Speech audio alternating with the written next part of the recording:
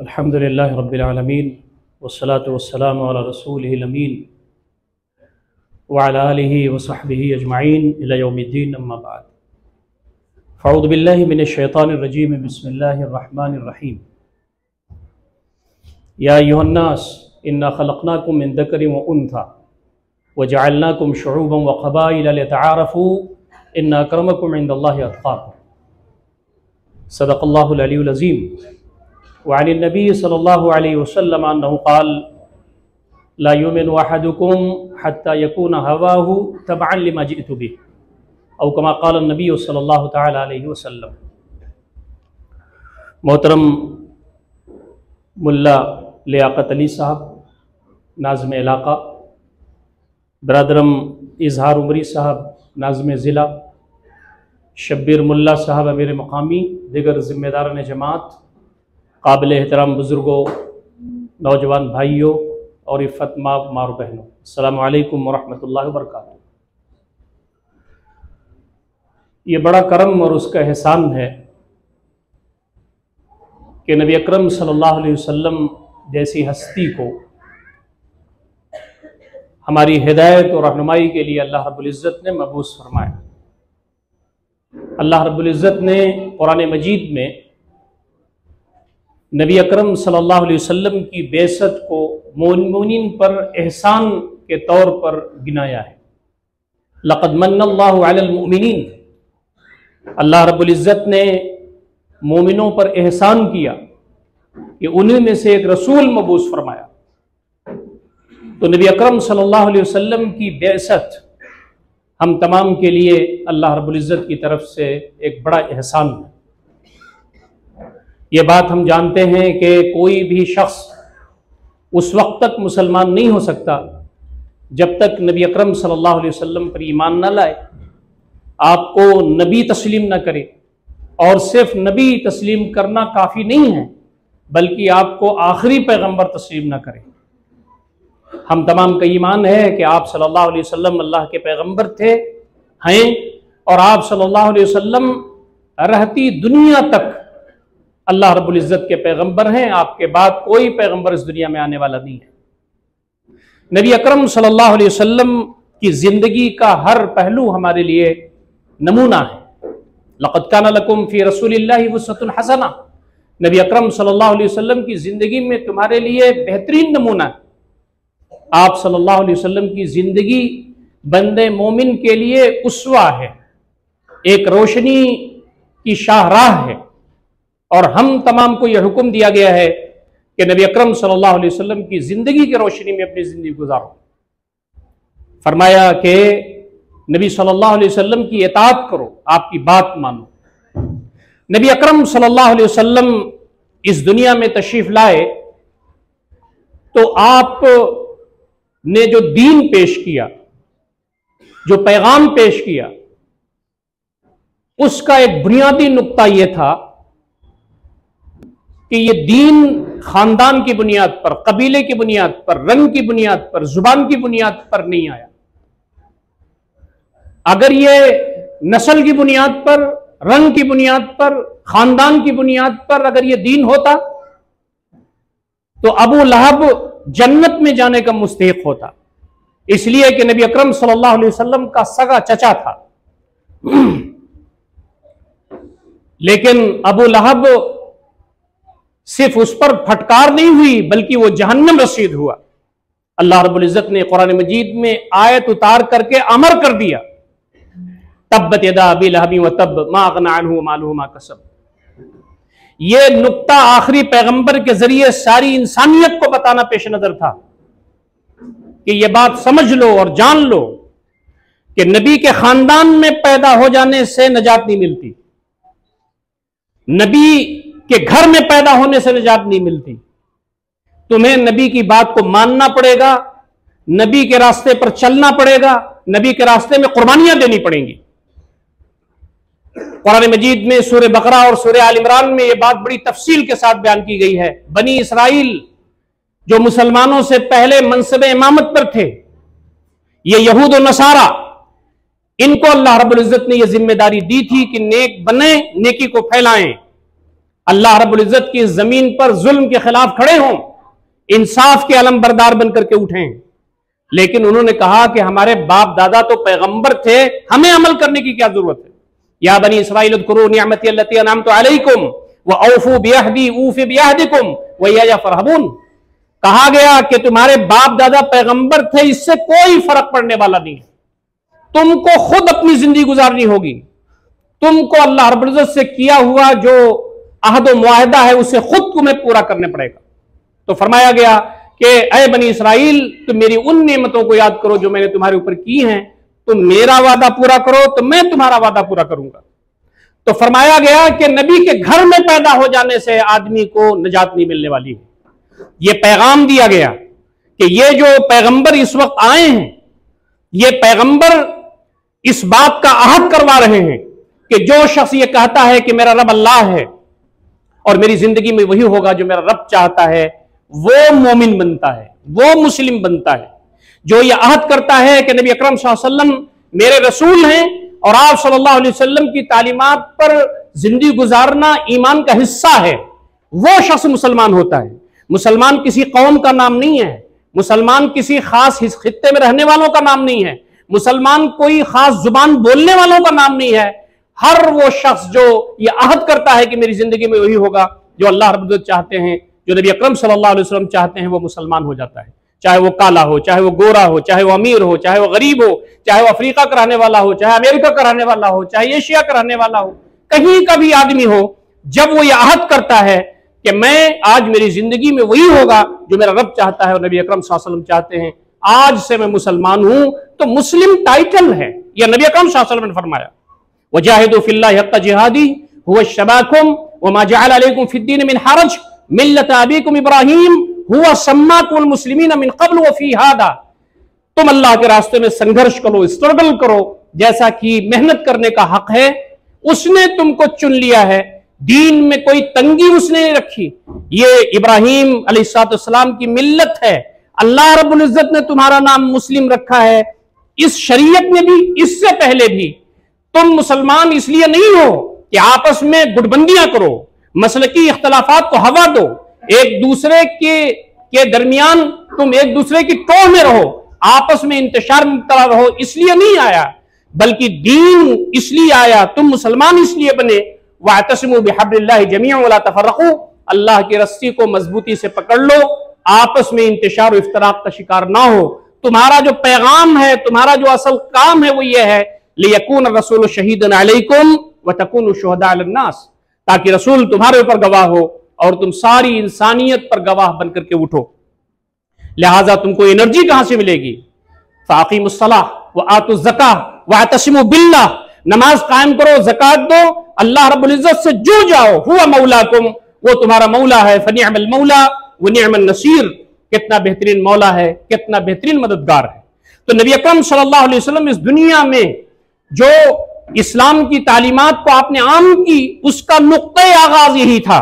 आपने कहा, मेरी फूफी, अपनी फूफी सफिया रज़ियल्लाहु ताला से कहा कि मेरी फूफी, आप इस जाम में ना रहे कि आपका भतीजा पैगंबर है, आप जन्नत में चली जाएंगी, ऐसा नहीं है, आपको मेहनत करना पड़ेगा। मेरी बेटी फातिमा, तुम ये मत समझना कि तुम्हारे वालिद पैगंबर हैं, तुम जन्नत में चली जाओगी, नहीं, तुम्हें मेहनत करना पड़ेगा, मशक्कत करना पड़ेगा, मेरे लाए हुए दीन की रोशनी में अपनी जिंदगी को गुजारना पड़ेगा।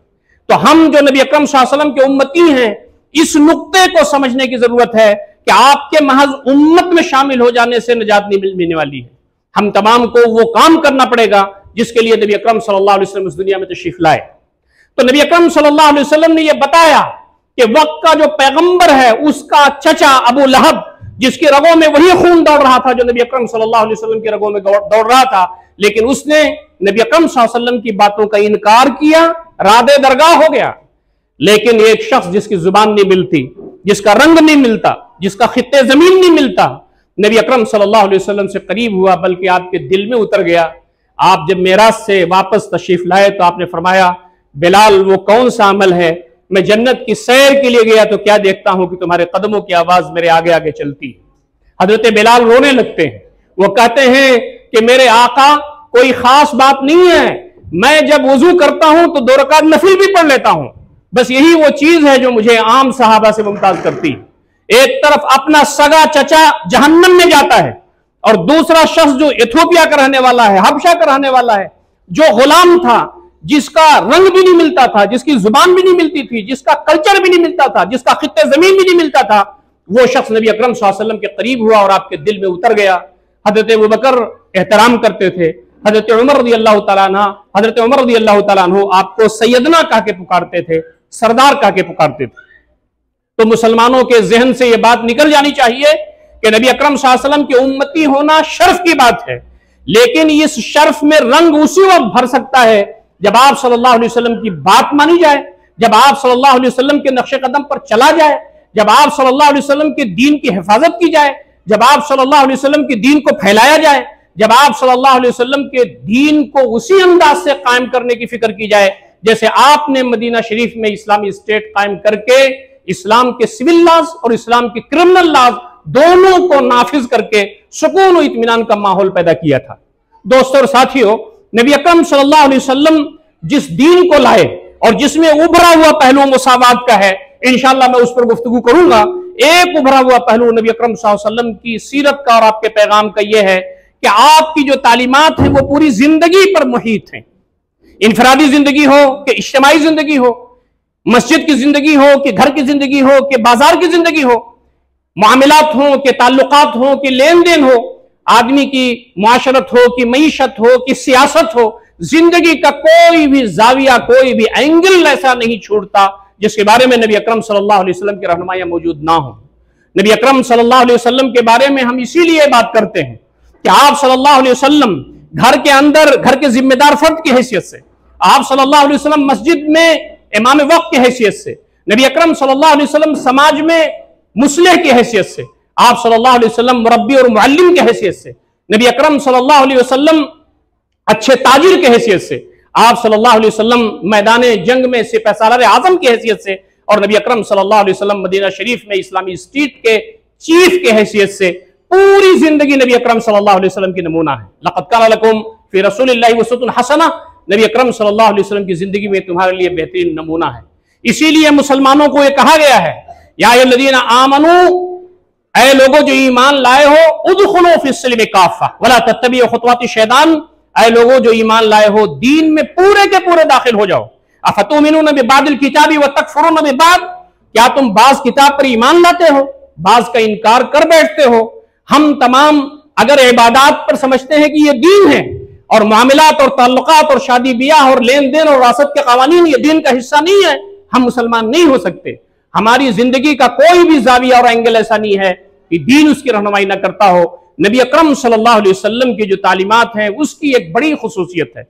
इसीलिए हम ये कहते हैं कि बंदे मोमिन मस्जिद में भी बंदे मोमिन रहे, बंदे मोमिन घर में भी उसका ईमान मुकम्मल रहे, वो समाज में भी मोमिन रहे, उसका पड़ोसी भी उसके ईमान की तस्दीक करे, उसका लेन देन भी ठीक हो, उसकी रोजी रोटी भी ठीक हो, उसकी बातचीत ठीक हो, उसके ताल्लुकात अच्छे हों, दुनिया में कहीं भी जाए वो अल्लाह का बंदा बन करके रहे और अल्लाह रब्बुल इज्जत को हाजिर और नाजिर रख करके अल्लाह रब्बुल इज्जत की इताअत करे, नबी अकरम सल्लल्लाहु अलैहि वसल्लम की बात माने। नबी अकरम सल्लल्लाहु अलैहि वसल्लम की जो तालीमात है उसका उभरा हुआ पहलू मुसावात है जो आपके इस बैनर पर लिखा हुआ है। नबी अकरम सल्लल्लाहु अलैहि वसल्लम इस दुनिया में तशरीफ लाए तो आपने फरमाया कि सारे इंसान आपस में भाई भाई हैं, सब बराबर हैं। या अय्युहन्नास इन्ना खलक़नाकुम मिन ज़करिन व उन्सा व जअलनाकुम शुऊबन व क़बाइला लितआरफू इन्ना अक्रमकुम इंदल्लाहि अत्क़ाकुम। ऐ लोगों जो ईमान लाए हो, ये बात नहीं कही गई यहां, बल्कि कहा गया ऐ लोगों, कंप्लीट ह्यूमन काइंड, संपूर्ण मानव जात, सारे इंसानों को खिताब करते हुए कहा गया कि तुमको हमने एक मर्द और एक औरत से पैदा किया, तुमको कबीलों में जमातों में इसलिए हमने तकसीम कर दिया है ताकि तुम पहचाने जा सको, ताकि तुम्हारा आइडेंटिफिकेशन हो सके। इन्ना अक्रमकुम इंदल्लाहि अत्क़ाकुम, तुम में मुअज़्ज़ज़ वो है जो अल्लाह रब्बुल इज्जत के नजदीक ज्यादा बेहतर हो, जो अल्लाह ताला के नजदीक ज्यादा मुत्तकी और परहेजगार हो। सारे लोग अब एक माँ बाप से पैदा हुए हैं। इस्लाम ने जड़ काट दी उसकी कि वजह इम्तियाज अगर कुछ हो सकता है तो वजह इम्तियाज आदमी का तकवा हो सकता है, वजह इम्तियाज अल्लाह रब्बुल इज्जत का तकर्रुब हो सकता है। हमारे दरमियान हम मुसलमान हैं, हमारे बाप दादा यहां रहे, उन्होंने दीन इस्लाम की हक्कानियत को समझा और उन्होंने इस्लाम कबूल कर लिया, लेकिन अभी हमारे अंदर बहुत सारी जाहिलियत की चीजें मौजूद हैं जिसकी सर्टिफाई इस्लाम नहीं करता, नबी अकरम सल्लल्लाहु अलैहि वसल्लम की तालीमात उसकी तस्दीक नहीं करती। हमारे दरमियान बड़ी जात के लोग हैं, हमारे दरमियान छोटी जात के लोग हैं, हमारे दरमियान बड़े स्टेटस के लोग हैं, हमारे दरमियान छोटे और निचले तबके के लोग मौजूद हैं। इस्लाम इसका सिरे से इनकारी है। दोस्तों और साथियों, हमारे दरमियान सैयद हैं, हमारे दरमियान खान हैं, हमारे दरमियान पठान हैं, हमारे दरमियान अंसारी हैं, मंसूरी हैं। ये सारी चीजें क्या हैं? आप अंदाजा कीजिए। नबी अकरम सल्लल्लाहु अलैहि वसल्लम जो दीन लेकर के आए उसमें सब बराबर थे। मैंने हजरत बिलाल रजी अल्लाह तआला अन्हु की मिसाल दी। हजरत उमर रजी अल्लाह तआला अन्हु का इंतकाल होने लगा तो सहाबा आपके पास आए, अजिल्ला सहाबा है। उन्होंने कहा कि आप हमें परेशानी में ना डालें। हजरत अबू बकर रजी अल्लाह तआला अन्हु ने आपको नॉमिनेट कर दिया था, मशवरा करके, लोगों से बातचीत करके, आप भी एक राय लेकर के किसी का नॉमिनेशन करवें। उन्होंने कहा कि सुनो, 6 आदमियों की काउंसिल में बना देता हूं, खलीफा वो तय कर लेंगे आपस में। अगर इस वक्त अबू उबैदा बिन जर्राह मौजूद होते तो उनको खलीफा में बना देता, या आजाद करदा गुलाम मौला सालिम बिन हुदैफा। इस्लाम में आजाद करदा गुलाम भी खलीफा बन सकता है, इमाम बन सकता है, मुसलमानों की जिम्मेदारियों को अंजाम दे सकता है। हमारे पास जब हम ये समझते हैं कि हम बड़ी जात के हैं, हम अमीर हैं, हमारे पास बहुत कुछ है, तो हमारे अंदर वो नखवत जाहिलिया और असबियत जाहिलिया पनपती है, और ये इस्लाम के खिलाफ है और नबी अकरम सल्लल्लाहु अलैहि वसल्लम की तालीमात के खिलाफ है। आपने फरमाया कि एक दूसरे को हेच समझना, एक दूसरे को हकीर समझना, यह हमारी तालीमात का हिस्सा नहीं है। अल मुस्लिमु मन सलिम अल मुस्लिमून मिन लिसानिही व यदिही।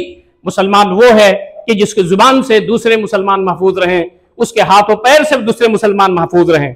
आपस में इत्तेहाद और इत्तेफाक, आपस में मिलजुल करके रहने की तालीम देते हुए नबी अकरम सल्लल्लाहु अलैहि वसल्लम ने इरशाद फरमाया, मसलुल मुमिनीन फी तवाद्दुहिम व तआतुफिहिम कमतलिल जसदिल वाहिद इज़ा इश्तका मिनहु अदुन तजालहु साइरुल जसद बिस्सहर वल हुम्मा। मुसलमानों के मुसलमान, मोमिनों के मुसलमान एक जसदे, मुसलमानों की मिसाल एक जसदे वाहिद की सी है कि जब जिस्म में कोई एक हिस्सा उसको तकलीफ होती है तो पूरा जिस्म उस तकलीफ को बर्दाश्त करता है। रोहिंग्या के मुसलमानों से हमें हमदर्दी क्यों है? यहूर के मुसलमानों से हम तमाम को उनसियत क्यों है? फलस्तीन का जो खून है वो खुश्क नहीं हो रहा है, हमें इस्तराब क्यों है? शाम में मुसलमान का खून रोजाना गिर रहा है, हमें बेचैनी क्यों है? इसलिए कि पूरे दुनिया में जो मुसलमान हैं, जो अशहदु अल्ला इलाहा इल्लल्लाह व अशहदु अन्ना मुहम्मद रसूलुल्लाह कहते हैं, नबी अकरम सल्लल्लाहु अलैहि वसल्लम फरमाते हैं वो तुम्हारे भाई हैं। इन्नमल मोमिनून इख्वा, मुसलमान आपस में भाई भाई हैं। फरमाया गया कि कहीं भी अगर अशहदु अल्ला इलाहा इल्लल्लाह व अशहदु अन्ना मुहम्मद रसूलुल्लाह कहा जाए पूरी दुनिया में, तो हम तमाम को उसको अपने अपने अपने अपने मुल्क का हिस्सा समझना चाहिए, उसको अपना भाई समझना चाहिए। तो हमारे पास ईमान है, वरना ईमान नहीं है। तो नबी अकरम सल्लल्लाहु अलैहि वसल्लम ने मुसावात कायम करके दिखाया है। आज पूरी दुनिया में इस्लाम जिस तेजी से फैल रहा है, उसकी जो रिपोर्टें आ रही हैं वो ये बताती हैं कि कॉन्सेप्ट ऑफ इक्वलिटी इन इस्लाम, इस्लाम में जो मुसावात का तस्वुर है, इससे मुतासिर होकर के लोग ज्यादा इस्लाम कबूल कर रहे हैं। हिंदुस्तान के अंदर खुद और यूरोप के मुख्तलिफ स्टेट्स में, अमेरिका के मुख्तलिफ स्टेट्स में जो इस्लाम कबूल किया जा रहा है, उसके बारे में जो सर्वे आ रही हैं, जो तफसीलात आ रहे हैं, उसके बारे में लोगों ने जो लिखा है वो ये है कि 90% से ज्यादा इस्लाम कबूल करने वालों को जो चीज स्ट्राइक करती है इस्लाम में, वो है उसका कॉन्सेप्ट ऑफ इक्वलिटी, मुसावात का जो तस्वुर है। नबी अकरम सल्लल्लाहु अलैहि वसल्लम के जमाने में आपको मालूम है कि बनु मखजूम की एक औरत ने चोरी कर ली थी। नबी अकरम सल्लल्लाहु अलैहि वसल्लम ने उसके हाथ काटने का हुक्म सादिर फरमा दिया। सहाबा में खलबली मच गई, बड़े जात की, बड़े खानदान की लड़की है, तो क्या होगा? नबी अकरम सल्लल्लाहु अलैहि वसल्लम कुछ तामान लेकर के इसकी सजा है उसकी कुछ हल्का कर दें। तो लोगों ने इंतखाब किसका किया? नबी अकरम सल्लल्लाहु अलैहि वसल्लम जिससे ज्यादा मोहब्बत करते थे उसका इंतखाब किया। आप सोचें, नबी अकरम सल्लल्लाहु अलैहि वसल्लम आजाद करदा गुलाम से ज्यादा मोहब्बत करते थे, उनका नाम हजरत जैद था। उनके बेटे जो हजरत उसामा थे, आजाद करदा गुलाम के बेटे थे, उनसे ज्यादा मोहब्बत करते थे। हिब्बुन नबी सल्लल्लाहु अलैहि वसल्लम सीरत की किताबों में आता है। नबी अकरम सल्लल्लाहु अलैहि वसल्लम के चहेते थे ये। सहाबा ने सोचा कि हजरत उसामा को भेजा जाए, और नबी अकरम सल्लल्लाहु अलैहि वसल्लम की ये चहेते हैं, आप सल्लल्लाहु अलैहि वसल्लम बहुत इनको मानते हैं, तो शायद नबी सल्लल्लाहु अलैहि वसल्लम की बात मान जाए। उसामा ने जाकर के कहा कि सहाबा का रुझान यह है कि बनु मखजूम की जो लड़की फातिमा है उसका हाथ न काटा जाए। नबी अकरम सल्लल्लाहु अलैहि वसल्लम का चेहरा सुर्ख हो गया और आपने कहा, तुम जाहिलियत की तरफ लौटना चाहते हो? तुमसे पहले जो कौमें बर्बाद हुई उनका मामला यह था कि जब अमीर कबीर लोग गुनाह करते थे तो पैसा लेकर के छोड़ देते थे, और जब गरीब किस्म के लोग गुनाह करते थे तो हद जारी करते थे। कसम खुदा की, मेरी बेटी फातिमा भी अगर चोरी करती लक़ता मुहम्मद यदहा, तो मोहम्मद उसका हाथ काट देता। नबी अकरम सल्लल्लाहु अलैहि वसल्लम का जो ये अदल था, जो ये मुसावात का तसव्वुर था, इसने पूरी दुनिया को झिझोड़ कर रख दिया कि आप सल्लल्लाहु अलैहि वसल्लम ने अपने हो कि गैर हो, करीबी हो कि दूर का आदमी हो, बड़ा हो कि छोटा हो, अमीर हो कि गरीब हो, नबी अकरम सल्लल्लाहु अलैहि वसल्लम ने सारे लोगों को एक साथ तसव्वुर किया। और ये जो तसव्वुर है, ये दीन का तसव्वुर है, इस्लाम का तसव्वुर है, इसमें कोई असबियत नहीं है। नबी अकरम सल्लल्लाहु अलैहि वसल्लम ने हज्जतुल विदा के मैदान में, जहां 1,00,000 कुछ हजार सहाबे कराम मौजूद थे, आप सल्लल्लाहु अलैहि वसल्लम ने वहां खिताब फरमाते हुए जहां बहुत सारी चीजें इरशाद फरमाई, वहां फरमाया, ला फदल लि अरबीन अला आजमी वला लि आजमीन अला अरबी वला लि अरबीन अला वला लि अहमर अला असवद वला लि अहमर अला असवद वला लि असवद अला अहमर इल्ला बित्तक़वा इन्न अक्रमकुम इंदल्लाहि अत्क़ाकुम। सुन लो, कान खोल करके सुन लो, इसलिए कि सवाद आजम गालिब अक्सरियत वहां पर अरब की थी, सहाबा जो अरब के थे, जिनकी जुबान अरबी थी। आपने फरमाया, किसी अरबी को किसी गैर अरबी पर कोई फजीलत नहीं, किसी गैर अरबी को किसी अरबी पर कोई फजीलत नहीं, किसी काले को गोरे पर, किसी गोरे को काले पर कोई फजीलत नहीं है। तुम में ज्यादा मुअज़्ज़ज़ वो है जो अल्लाह रब्बुल इज़्ज़त के नजदीक ज्यादा मुत्तकी और परहेजगार है। नबी अकरम सल्लल्लाहु अलैहि वसल्लम ने ये चीज जो कायम फरमाई, तो इस दीन इस्लाम इससे तेजी से बढ़ा है। आज हम मुसावात अपने घर में नहीं कायम कर पाते। हमारे यहां जब लड़का पैदा होता है तो रात में अगर 3 बजे लड़का पैदा हुआ तो 5 बजे तक हमारे मोहल्लों वालों को पता चल जाता है। लेकिन हमारे घर में अगर लड़की पैदा हो तो हफ्तों पता नहीं चलता है कि लड़की पैदा हुई। वही नबी अकरम सल्लल्लाहु अलैहि वसल्लम ने फरमाया कि जिस शख्स के पास लड़की हो, 3 लड़कियां हो या 2 लड़कियां हो या 1 लड़की हो, लड़कों को अपनी लड़कियों पर तरजीह ना दे, उनकी तालीम और तरबियत बराबर अंदाज से करे और अपनी बच्चियों की शादी किसी अच्छे दीनदार नौजवान से कर दे, उसके लिए जन्नत है। जिस सहाबी से बात हो रही थी उनके 3 लड़कियां थी। एक सहाबी जिनके 2 लड़कियां थी, उन्होंने कहा अल्लाह के नबी सल्लल्लाहु अलैहि वसल्लम 2 लड़कियों पर भी जन्नत है? कहा हाँ। एक सहाबी मौजूद थे, उनकी 1 लड़की थी, उन्होंने पूछा कि अल्लाह के नबी सल्लल्लाहु अलैहि वसल्लम क्या ये बशारत 1 लड़की पर भी है? कहा हाँ। आज हमारे पास, हम घरों में मुसावात नहीं कर सकते, अपने समाज में, अपने मोहल्ले में, अपने बर्ताव में, अपने सलूक में, लेन देन में, अपने एक दूसरे से जो हमारे कॉन्ट्रैक्ट्स होते हैं, मुआहदात होते हैं, उनमें कहां हम मुसावात, उसमें हम कहां अदल और इंसाफ कर सकते हैं? अपने घर में हम इंसाफ नहीं कर सकते? नबी अकरम सल्लल्लाहु अलैहि वसल्लम ने फरमाया कि तुम्हारे जो पास, तुम्हारे घर में जो बेटियां हैं, आप सल्लल्लाहु अलैहि वसल्लम के बारे में मैं ये बात अर्ज कर दूं कि आप सल्लल्लाहु अलैहि वसल्लम इस दुनिया में सिर्फ नमाज रोजे के लिए तशरीफ नहीं लाए थे, तस्बीहात के लिए, तहलीलात के लिए, तहमीदात के लिए तशरीफ नहीं लाते, सिर्फ उसके लिए भी आए थे। लेकिन जो इससे बड़ा काम था इस दुनिया में, वो अज़ीमुश्शान था। आप अल्लाह ताला से बंदों को जोड़ने के लिए आए थे, आप अल्लाह ताला की इबादत को बंदों को बताने के लिए आए थे, अल्लाह ताला से रिश्ते को मजबूत करने के लिए आए थे। लेकिन ये तो फरिश्ते भी करते हैं, वो नमाजें पढ़ते हैं, वो तस्बीहात करते हैं, वो तहलीलात करते हैं। अल्लाह ताला की इस कायनात में डुप्लीकेसी नहीं है, एक जैसी चीज आप पूरी कायनात में कहीं नहीं देखेंगे। बंदों को, मुसलमान यानी इंसानों को जो बात बताई गई वो ये कि तुम्हारा ताल्लुक तुम्हारे रब से मजबूत हो। अंबिया इसलिए आए, ये फाउंडेशन था। लेकिन अंबिया का जो बड़ा मकसद था दुनिया में आने का वो ये था, लक़द अर्सलना रसूलना बिल बय्यिनात व अंज़लना मअहुल किताब वल मीज़ान लियक़ूम अन्नासु बिल क़िस्त। हमने इस जमीन पर अंबिया भेजे, रसूल भेजे, किताबें उतारी, हक़ व बातिल में तमीज करने वाली कसौटी अल फुरक़ान नाज़िल किया ताकि इस जमीन पर इंसाफ कायम हो जाए। अंबिया जुल्म के खात्मे के लिए आते थे, नबी अकरम सल्लल्लाहु अलैहि वसल्लम इस जमीन पर जुल्म के खात्मे के लिए तशरीफ लाए, इंसाफ का बोलबाला करने के लिए तशरीफ लाए। सिर्फ अगर नमाज के लिए आप आए होते तो मुशरिकीन मक्का कह रहे थे कि खाने काबा हम और डेकोरेट कर देते हैं, आप यहाँ इबादत कीजिए। गुरबा मसाकीन, यतीम, लाचार, मजबूर, मुस्तहिकीन की खिदमत करना चाहते हैं, हम आपको और पैसे दे देंगे। आप किसी से शादी करना चाहते हैं, उसके लिए भी हम तैयार हैं। आप चाहते हैं कि हमारे चौधरी बन जाएं, लीडर बन जाएं, हम आपको अगुआ बनाने के लिए तैयार हैं।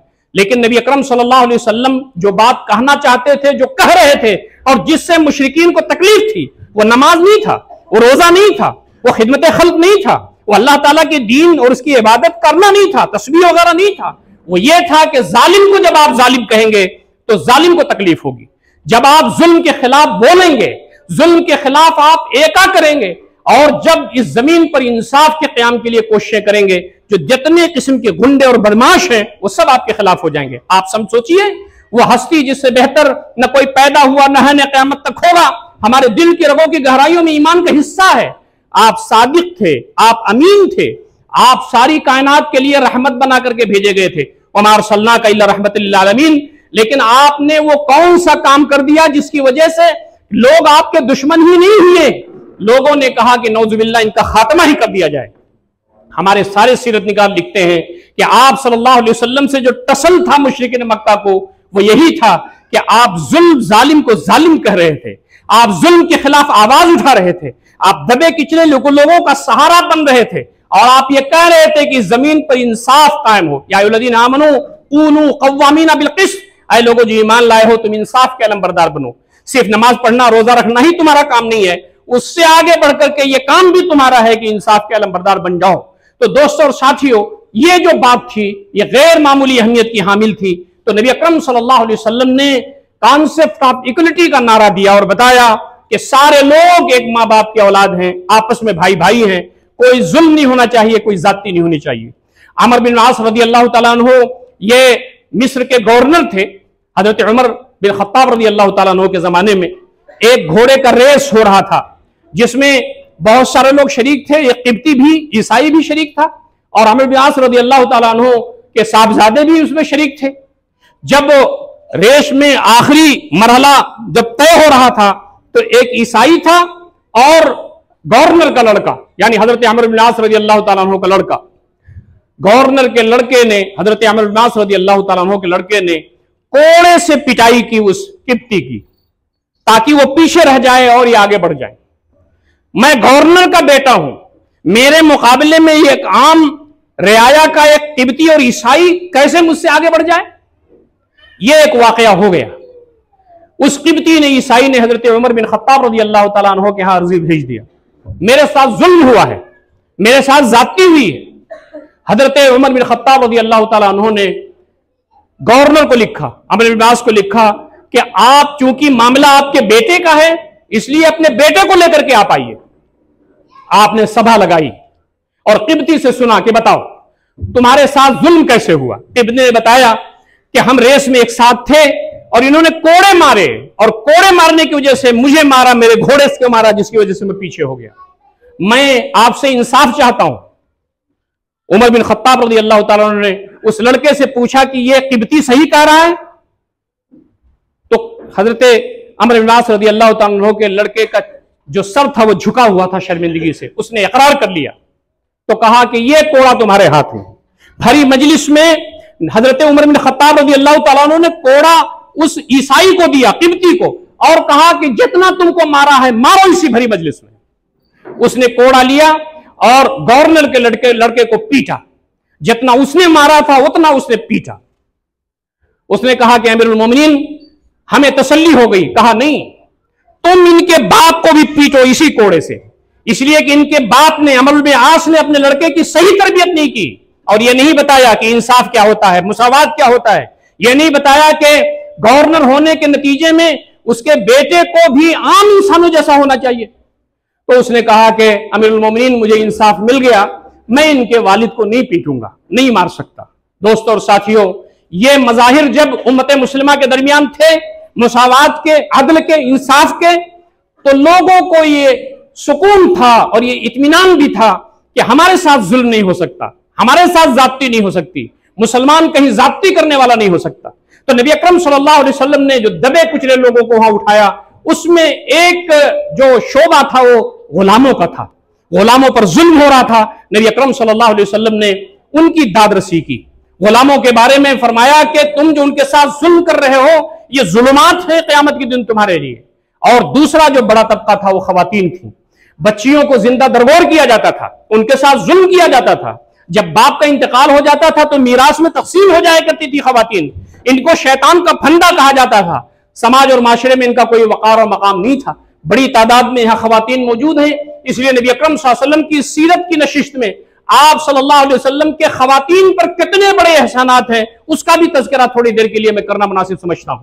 नबी अकरम सल्लल्लाहु अलैहि वसल्लम दुनिया में तशरीफ लाए तो आपने फरमाया वो बच्चियां जिनको तुम जिंदा दरगोर करते हो और तुम जिनको अपने लिए आर और शर्मिंदगी का जरिया समझते हो, ये तुम्हारे लिए वजह नजात है, ये तुमको जन्नत में ले जाने वाली है।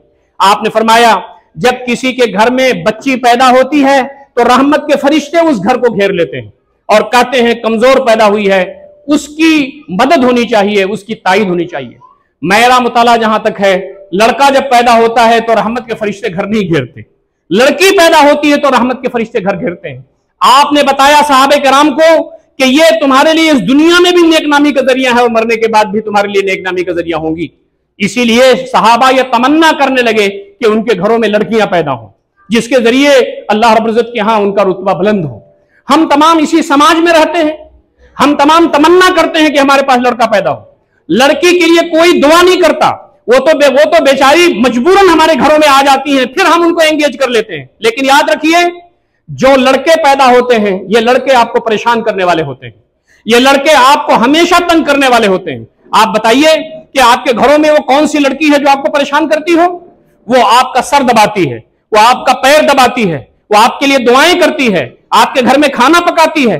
जब तक आपके घर में वो मौजूद रहती है आपको तंग नहीं करती, और जब आपके घर से वो रुखसत होकर के चली जाती है तो हमेशा आपके लिए वो सोचती रहती है।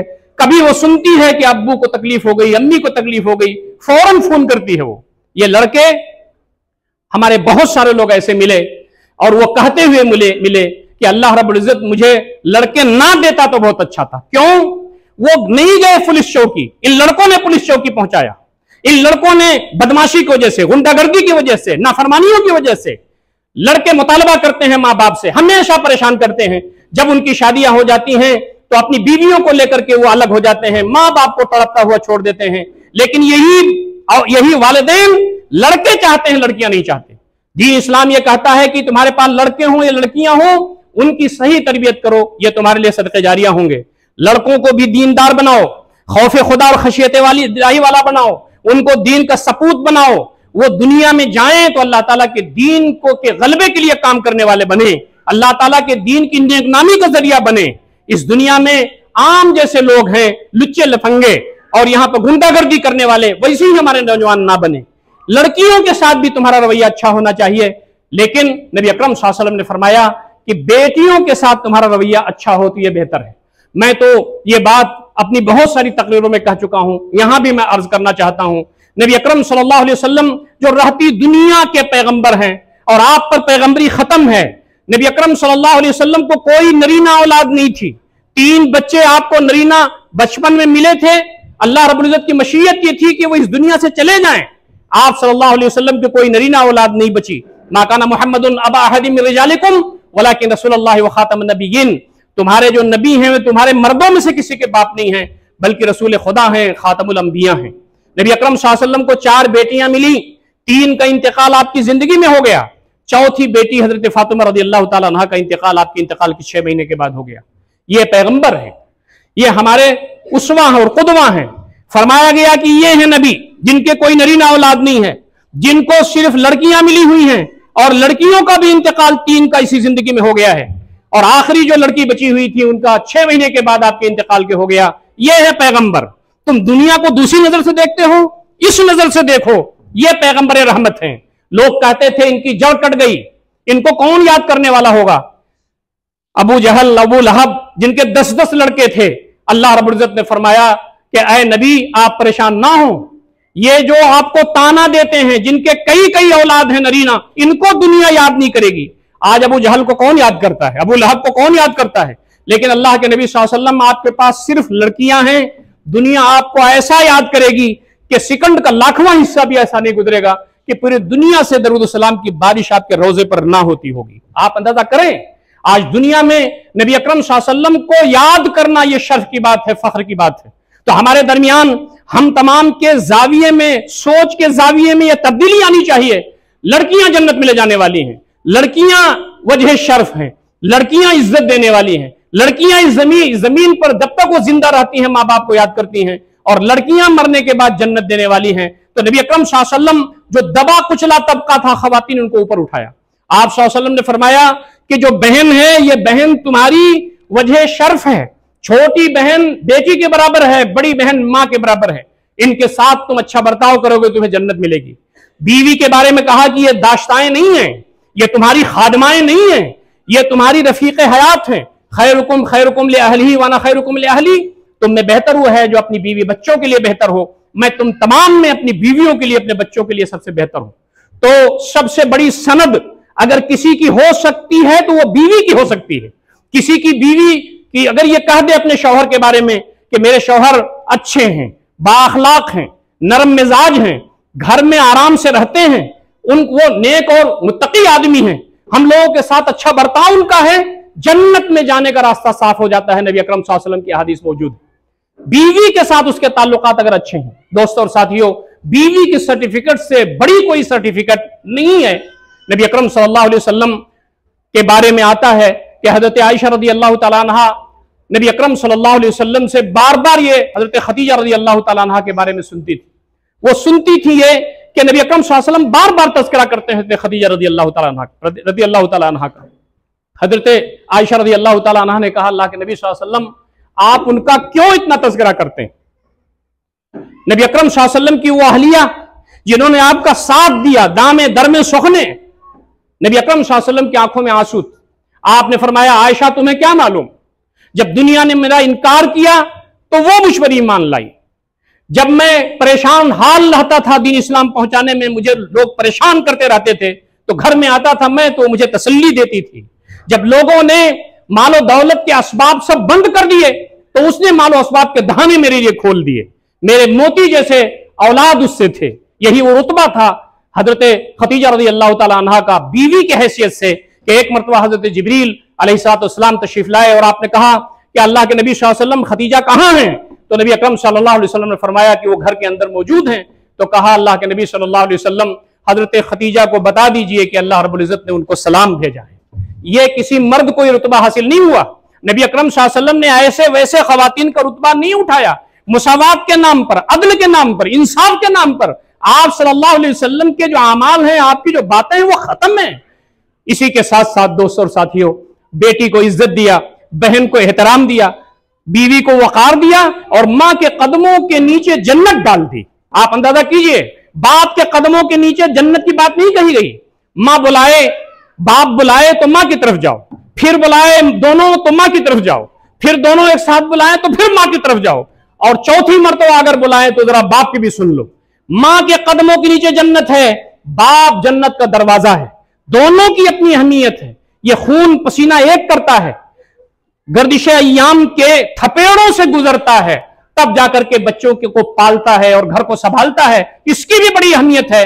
लेकिन मां जो पेट में बच्चे को जनीन की शक्ल में, फिर उसकी जो विलादत करती है, फिर जब उसको पालती है, मां बच्चों को दूध के जरिए ग़िज़ा नहीं ट्रांसफर करती, ईमान ट्रांसफर करती है। तो यह जो सूरत हाल है, नबी अकरम सल्लल्लाहु अलैहि वसल्लम ने दबे कुचले तबके को ऊपर उठाया। नबी अकरम सल्लल्लाहु अलैहि वसल्लम की लाई हुई जो तालीमात हैं, उसका एक उभरा हुआ पहलू यह है कि हम तमाम को अपनी सफों में इत्तेहाद पैदा करना चाहिए। आज जो मसालिक हमारे दरमियान मौजूद हैं, आप अंदाजा कीजिए इन मसालिक की क्या अहमियत है, ये मसालिक का क्या मकाम है हमारे पास दीन में। मकाम जो है वो देना है। जितने भी मसालिक हैं वो दीन को आसान करने के लिए बनाए गए। इमाम हनीफा रहमतुल्लाह अलैह से बड़ी और अबतरी शख्सियत उस जमाने में और कोई नहीं थी। आपके सामने जो फतवे आते थे, आप फतवे देते थे, इज्तिहाद फरमाते थे, वो सब आपके शागिर्दों ने इकट्ठा कर दिया।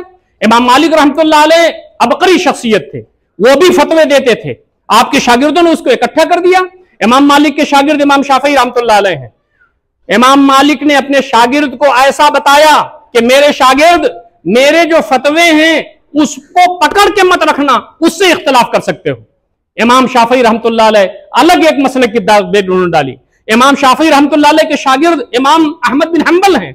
इमाम अहमद बिन हंबल ने भी अपने उस्ताद से यह पढ़ा कि आपके फतवों को दांत से पकड़ लेना यह जिम्मेदारी नहीं है, बल्कि किताब और सुन्नत की रोशनी में जो मुझे बेहतर लगता है वो मुझे करना है। तो यह मकतब फिक्र वजूद में आए। ये मुसलमानों की मीरास है, ये दीन इस्लाम का सरमाया है। सारे लोगों के एहतराम की नजर से देखना, एक दूसरे की कदर करना, इन्होंने किताब और सुन्नत की रोशनी में दीन को आसान किया था। दीन को मुश्किल करने के लिए दुनिया में नहीं आए थे। हो सकता है कि अहनाफ भाई, शवाफे भाई, या हम्बली लोग, या हमारे शवाफे हजरात, या मालिकी हजरात, या अहले हदीस हजरात, ये लोग जब पहुंचेंगे क़यामत के दिन, तो शायद ये अइम्मे अरबा इनकार कर दें अपने लोगों से कि हमने दीन को तो आसान किया था, लेकिन तुमने जाकर के वहां घरौदे बनाए थे। हमारे पास जो मसालिक हैं वो दीन को आसान करने के लिए हैं, लेकिन हम तमाम ने दीन को मुश्किल कर दिया। दोस्तों और साथियों, नबी अकरम सल्लल्लाहु अलैहि वसल्लम क्या थे? दीन नबी अकरम सल्लल्लाहु अलैहि वसल्लम पर खत्म हो चुका है। आपके बाद दीन में सारे पूरे दुनिया के मुसलमान नहीं बल्कि उलमा इकट्ठा हो जाएं, दीन में न जर्रा बराबर डाल सकते हैं, न दीन से जर्रा बराबर निकाल सकते हैं। नबी अकरम सल्लल्लाहु अलैहि वसल्लम पर दीन खत्म हो गया। आखिरी आयत जो नबी अकरम सल्लल्लाहु अलैहि वसल्लम पर उतरी वो अरफा के मैदान में उतरी, अल-यौमा अकमलतु लकुम दीनकुम व अतममतु अलैकुम निअमती व रदीतु लकुम इस्लाम दीना। आज मैंने तुम्हारे दीन को तुम्हारे लिए मुकम्मल कर दिया। आप सल्लल्लाहु अलैहि वसल्लम ने कोई चीज छोड़ी नहीं, दीन को मुकम्मल कर दिया। आपके बाद अब किसी चीज की नुक्स या कमी या तकमील की कोई जरूरत नहीं है। आप सल्लल्लाहु अलैहि वसल्लम ने दीन को मुकम्मल फरमा दिया। आप सल्लल्लाहु अलैहि वसल्लम क्या थे? हनफी थे कि देवबंदी थे कि मालिकी थे कि शाफई थे कि अहले हदीस थे कि मुक़ल्लिद थे कि गैर मुक़ल्लिद थे कि शिया थे कि सुन्नी थे? आप कहेंगे कि बिल्कुल बेवकूफ आदमी तुम हो, नबी अकरम सल्लल्लाहु अलैहि वसल्लम के जमाने में ये सब था ही नहीं, ये तो बात की पैदावार है। तो आप बात ये सुन लीजिए कि हम मुकल्लफ हैं नबी अकरम सल्लल्लाहु अलैहि वसल्लम के, हम मुकल्लफ हैं नबी अकरम सल्लल्लाहु अलैहि वसल्लम की पैरवी के, आपके लाए हुए दीन के। नबी अकरम सल्लल्लाहु अलैहि वसल्लम के बारे में आता है कि आप सिर्फ मुसलमान थे, सहाबे किराम मुसलमान थे, खुलफाए राशिदीन मुसलमान थे। अलैकुम बिसुन्नती व सुन्नतिल खुलफाए राशिदीन अल महदीयीन अद्दू अलैहा बिन नवाजिज। तो मेरी सुन्नत पर अमल करना, मेरे बाद खुलफाए राशिदीन की सुन्नत पर अमल करना, दांतों से उसको पकड़ लेना। ये जो फुरूई इख्तिलाफात हैं, ये जो अइम्मा अरबा का इख्तिलाफ है, ये फुरूई नौयत का है, उसूली नौयत का नहीं है। हम तमाम का अल्लाह एक है, हम तमाम का रसूल एक है, हम तमाम की किताब एक है, हमारा मरकज़ तौहीद एक है, हमारी शरीयत एक है, हम एक है। इन्न हादिही उम्मतुकुम उम्मतन वाहिदा व अना रब्बुकुम फअबुदून। ये जो मेरी उम्मत है, एक उम्मत है, मैं तुम्हारा रब हूं, मेरी बंदगी करो। तो हमारी हैसियत इस वक्त जो फुरूई इख्तिलाफात की है उसकी 1% से ज्यादा नहीं है। 99% चीजें पूरे उम्मत की मुत्तफक अलैह हैं।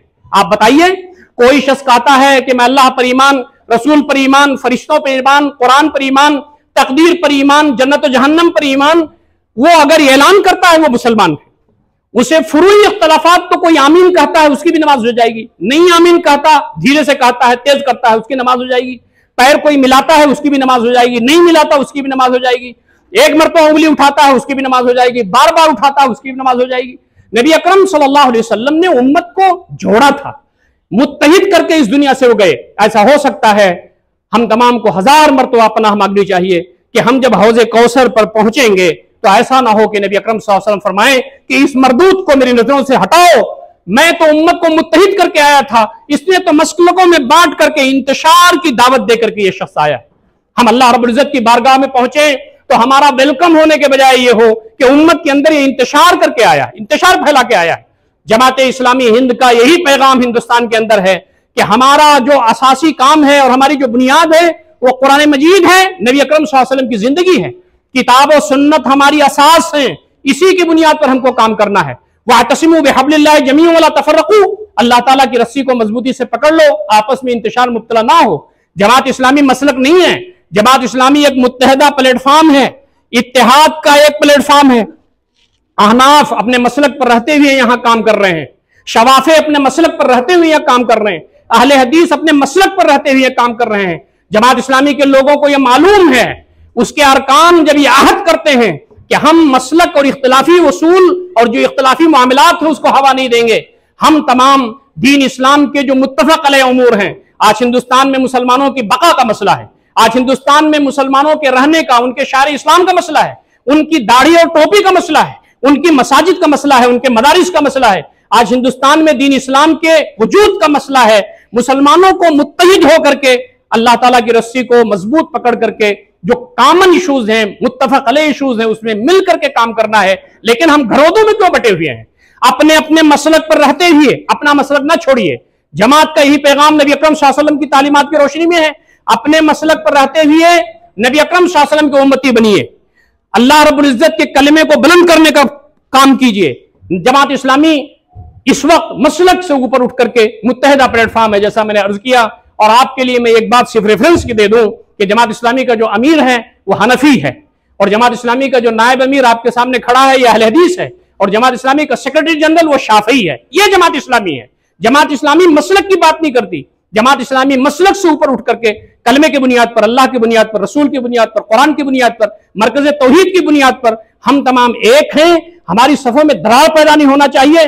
हम तमाम कभी भी ये नहीं हो सकता कि हम तमाम दूसरों के लिए इस्तेमाल हो जाएं। मुसलमान एक दूसरे मुसलमान के खिलाफ कभी भी एका नहीं कर सकता। दुनिया में जितने भी मुसलमान हैं हमारे भाई हैं। हिंदुस्तान में जितने इदारे हैं वो हमारे इदारे हैं। हिंदुस्तान में जितने उलमा हैं वो सब हमारे उलमा हैं। हिंदुस्तान में जितने भी मकतब फिक्र के लोग हैं सब हमारे भाई हैं। हम तमाम एक अल्लाह की इबादत करने वाले, एक नबी अकरम सल्लल्लाहु अलैहि वसल्लम को मानने वाले, कुरान मजीद जो हमारी किताब हिदायत है उसको दांतों से पकड़ने वाले, नबी रहमत सल्लल्लाहु अलैहि वसल्लम के रास्ते में चलने वाले लोग हैं। दोस्तों और साथियों, नबी अकरम सल्लल्लाहु अलैहि वसल्लम का जो ये लाया हुआ निजाम, जिसकी जिम्मेदारी हम तमाम पर है, तो हमारी जिम्मेदारी एक ये भी बनती है कि हम तमाम इस निजाम को समझें और इसके पैगाम को आम करने की फिक्र करें। नबी अकरम सल्लल्लाहु अलैहि वसल्लम इस दुनिया में तशरीफ लाए तो आपने अल्लाह ताला के पैगाम को मक्का के एक एक घर को पहुंचाया, कुंडी खटखटा के पहुंचाया, पर्सनल कांटेक्ट करके पहुंचाया। हमारी जिम्मेदारी यह बनती है जब हम नबी अकरम सल्लल्लाहु अलैहि वसल्लम की सीरत की बात करते हों, आप सल्लल्लाहु अलैहि वसल्लम पर मुहिम बना रहे हों, तो हमारी जिम्मेदारी यह बनती है कि आपने जो जिम्मेदारी हमारे ऊपर छोड़ी है उसको आम करने की फिक्र करें। नबी अकरम सल्लल्लाहु अलैहि वसल्लम ने फरमाया, बल्लिगू अन्नी वलो आया, मेरी जानिब से पहुंचा दो चाहे एक आयत क्यों ना हो। बहुत सारे लोग ये कहते हैं पहले हम अच्छे मुसलमान बन जाएं, पहले पक्के मुसलमान बन जाएं, पूरी तरबियत हमारी हो जाए, हमारे अंदर कोई और कसर ना रहे, तब गैर मुस्लिम भाइयों को हम अल्लाह ताला का दीन पहुंचाएंगे। ये आयत बताती है कि तुम्हें अगर एक आयत भी पहुंची है तो एक आयत पहुंचा दो। हम तमाम की जिम्मेदारी यह बनती है कि नबी अकरम सल्लल्लाहु अलैहि वसल्लम का जो लाया हुआ पैगाम और आपका मिशन था, आपका काम था, वो ये था कि अल्लाह ताला के बंदों तक अल्लाह ताला का पैगाम पहुंचा दिया जाए। वमन अहसनु क़ौलन मिम्मन दआ इलल्लाह व अमिल सालिहा व क़ाल इन्ननी मिनल मुस्लिमीन, उस शख्स से बेहतर किसकी बात होगी जो अल्लाह रब्बुल इज्जत की तरफ बुलाए, नेक अमल करे और कहे कि मैं मुसलमान हूं। उदउ इला सबील रब्बिका बिल हिकमति वल मौतिल हसना, अल्लाह रब्बुल इज्जत के रास्ते की तरफ बुलाओ हिकमत के साथ, अच्छी नसीहत के साथ। दोस्तों और साथियों, आज जो इस वक्त हालात पूरे मुल्क के और पूरे गोया की दुनिया के इस वक्त खराब चल रहे हैं और मुसलमानों के खिलाफ जो परेशानियां इस वक्त आ रही हैं वो क्या हैं? कभी आपने गौर किया? वो उम्मत जिसको कहा गया था वह अंतुमुल आलौना इन कुंतुम मोमिनीन, तुम ही सरबुलंद रहोगे अगर तुम मोमिन हो। नबी अकरम सल्लल्लाहु अलैहि वसल्लम की उम्मती कभी भी ज़ेर नहीं होते, कभी जलील नहीं होते, कभी उनके ऊपर अल्लाह रब्बुल इज्जत की आफत नहीं आती, बल्कि अल्लाह रब्बुल इज्जत उनको आजमाता तो जरूर है लेकिन अल्लाह ताला उन्हें जाय नहीं होने देता। आज हम ख्वार क्यों हैं? नबी अकरम सल्लल्लाहु अलैहि वसल्लम जो दीन लेकर के आए उस दीन को हम पहुंचाने की जिम्मेदारी हमारे ऊपर है। आप अंदाजा कीजिए, आज पूरे दुनिया में कुरान मौजूद है, नबी अकरम सल्लल्लाहु अलैहि वसल्लम की जिंदगी मौजूद है, हम मुसलमान दीन से दूर हैं, लेकिन लोगों को यह मालूम है कि कुरान मजीद में क्या है। कल मुसलमान अगर बेदार होंगे तो कुरान मजीद को नाफिज करने की कोशिश करेंगे। नबी अकरम सल्लल्लाहु अलैहि वसल्लम की जिंदगी मौजूद है, उसको नाफिज करने की कोशिश करेंगे। यह मालूम है लोगों को। नबी अकरम सल्लल्लाहु अलैहि वसल्लम और कुरान मजीद, ये दो नुक्ते पूरी दुनिया में ऐसे हैं जिस पर आज तागूत अलगार कर रहा है। आप कहीं भी देखेंगे कुरान मजीद के बारे में गलतफहमियां फैलाना, कुरान मजीद की बेहुरमती करना, कुरान मजीद की औराक को जलाना, कुरान मजीद की औराक को नौज़ुबिल्लाह नालियों में फेंकना, चाहे वो हिंदुस्तान हो, चाहे वो जर्मनी हो, चाहे वो स्वीडन हो, चाहे अमेरिका के दीगर स्टेट्स हो, पूरे दुनिया में यह कैफियत पाई जाती है। दूसरा जो पहलू है वो नबी अकरम सल्लल्लाहु अलैहि वसल्लम की जात गिरामी है। आप सरापा रहमत बना करके सारी कायनात के लिए भेजे गए, लेकिन आपको दहशतगर्द साबित किया जा रहा है। आज ये बताया जा रहा है कि आप दहशतगर्दी के पैगंबर थे। आपकी तालीमात को तोड़ मरोड़ के पेश किया जा रहा है। क्यों? लोगों को यह मालूम है कि नबी अकरम सल्लल्लाहु अलैहि वसल्लम की जो जिंदगी है वही लोगों को जिंदा व जावेद करने वाली है, वही लोगों के मसाइल हल करने वाली है। तो लोग पढ़ रहे हैं, मुसलमान हो रहे हैं, लोग दीन के करीब आ रहे हैं, दीन में दाखिल हो रहे हैं। नबी अकरम सल्लल्लाहु अलैहि वसल्लम के हिजरत मदीना से 4 साल तो बहुत ही सख्त थे, लेकिन 2 साल जो करीबी थे तो बहुत सख्त थे। नबी अकरम सल्लल्लाहु अलैहि वसल्लम के सहाबा को मारा जा रहा है, पीटा जा रहा है। वो हस्ती जिससे बेहतर न कोई पैदा हुआ न है न क़यामत तक होगा, हमारे दिल की रगों की गहराइयों में ईमान का हिस्सा है। नबी सल्लल्लाहु अलैहि वसल्लम को मारा गया, गाली दी गई, धक्का दिया गया, आपके जिस्म पर पत्थर की बारिश की गई, जिस्म आपका लहूलुहान हुआ, दंदाने मुबारक शहीद हुए, आप सल्लल्लाहु अलैहि वसल्लम के कत्ल की साजिश हुई। यह सारा काम हुआ, हम जानते हैं उसको। नबी अकरम सल्लल्लाहु अलैहि वसल्लम के खिलाफ, आपके सहाबा के खिलाफ हिजरत मदीना से पहले जो सूरत हाल थी वो क्या थी? नफरतें थी, मारे जा रहे थे, पीटे जा रहे थे, मॉब लिंचिंग हो रही थी, शहादतें हो रही थी। वजह क्या थी? वजह यह थी कि मुशरिकीन और काफिरीन के पास अपने लोगों को इकट्ठा करने, उनको संभालने के लिए अब कुछ बचा नहीं था। रोजाना मुशरिकीन और काफिरीन की तरफ से, उनके खेमे से निकल करके एक आदमी नबी अकरम सल्लल्लाहु अलैहि वसल्लम के खेमे की तरफ आ जाता था। रोजाना कोई ना कोई मुसलमान हो जाता था। तो कुफ्र और शिर्क को अपने लोगों को मुतमईन करने के लिए, इकट्ठा करने के लिए कुछ बचा नहीं था। पहले तो उन्होंने गुस्सा किया, फिर उसके बाद देखा कि कंट्रोल नहीं हो रहा है तो फिर मारपीट शुरू किया, उसके बाद शहादतें शुरू हुई, यहां तक कि नबी अकरम सल्लल्लाहु अलैहि वसल्लम के खिलाफ उन्होंने गोया कि वो एका किया और आप सल्लल्लाहु अलैहि वसल्लम के खिलाफ कत्ल की साजिश पूरी रची। आज जो सूरत हाल हिंदुस्तान के अंदर है खास तरीके से, वो नफरतें हैं, वो दूरियां हैं, मजहब की बुनियाद पर लड़ाइयां हैं और शहादतें हैं, मॉब लिंचिंग है। क्यों है? आज भी हिंदुत्व को यह मालूम है कि हमें अपने लोगों को एकजा करने के लिए कुछ बचा नहीं है हमारे पास। शिर्क के लिए अल्लाह रब्बुल इज्जत ने सुल्तान नाजिल नहीं किया है, शिर्क के लिए कोई दलील नहीं है। कुरान बयान करता है हमने शिर्क के अगेंस्ट में, शिर्क के लिए कोई दलील नहीं उतारी है। तौहीद के लिए तो हमने दलील उतारी है, 2-2 4 की तरह तौहीद साबित है। ये पूरी कायनात बता रही है कि अल्लाह रब्बुल इज्जत एक है, लेकिन शिर्क के लिए कोई दलील नहीं है। आज हिंदुत्व, उसके अलमबरदार इसलिए परेशान हैं कि उनके खेमे से कोई ना कोई आदमी निकल करके इस्लाम के खेमे की तरफ चला आ रहा है। उम्मत मुस्लिमा बेदीन सही, उम्मत मुस्लिमा अपने दीन से गाफिल सही, उम्मत मुस्लिमा के मर्द, उसके नौजवान, उसकी औरतें अगर आज दीन पर कायम होती, अल्लाह ताला का दीन अपने अमल से दिखाने वाला अगर होते, तो पूरा हिंदुस्तान 1-2 साल में कोलैप्स कर जाता है इस्लाम के कदमों में। लेकिन आज हम अपने दीन से दूर हैं, हम नमाज नहीं पढ़ते, हमारा नौजवान नमाज नहीं पढ़ता, रोजा रखने वाले नौजवान की, ना रखने वालों की बहुत बड़ी तादाद है। हम अपनी खवातीन को हिस्सा नहीं देते मीरास में, हम दीन इस्लाम की तालीमात पर अमल नहीं करते ठीक से, अपने अल्लाह उसके रसूल से हमारे ताल्लुकात उतने मजबूत नहीं है जैसा होना चाहिए। अल्लाह की तालीमात, नबी अकरम सल्लल्लाहु अलैहि वसल्लम की तालीमात पर हम वैसा नहीं चलते जैसा चलना चाहिए, उसके बावजूद भी लोग इस्लाम की तरफ आ रहे हैं। तो ये जो नफरतें आज बढ़ रही हैं, ये झुझलाहट का नतीजा है। ये नफरतें जो बढ़ रही हैं वो उनके गुस्से का नतीजा है। वो कहते हैं कि यहां से मुसलमानों को चला जाना चाहिए, तो आपको सुन लीजिए कि नबी अकरम सल्लल्लाहु अलैहि वसल्लम से भी यही कहा गया कि चले जाओ यहां से। वक़ाल लज़ीना कफ़रू लिरसूलिहिम लनुख़रिजन्नकुम मिन अर्दिना औ लतऊदुन्ना फ़ी मिल्लतिना।